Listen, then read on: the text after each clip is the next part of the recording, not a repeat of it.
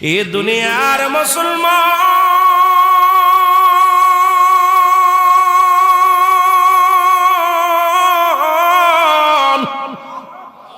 আল্লাহ বলেন কুল্লু মান আলাইহা ফান, সব কিছু শেষ করে দিবে আমার আল্লাহ গো।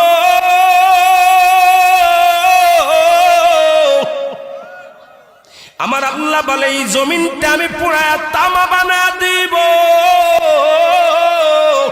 এই জমিনের মধ্যে যত পানি আছে পানিগুলো আমি আল্লাহ পুরায়া ছাই বানায়া দিব। যেদিন কিচ্ছু বলতে কিচ্ছু থাকবে না,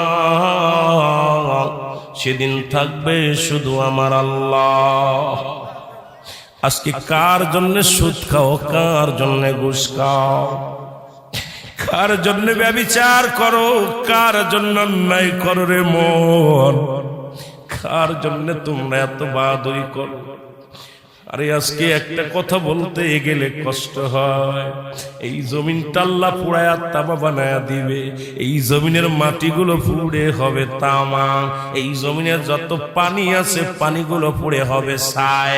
এই দুনিয়ার মধ্যে কিচ্ছু যেদিন থাকবে না, ওই তুরস্কের কত বাহাদুর, কত টাকাওয়ালা মিনিটের মধ্যে 30 সেকেন্ডের ভূমিকম্পে পথের ফকির হয়ে গেছে, রাস্তার ভিখারি হয়ে গেছে। আজকে তুমি দুনিয়ার মধ্যে কতই না মস্তানি করলা, এই দুনিয়ার কিচ্ছু নিয়ে যেতে পারবা না।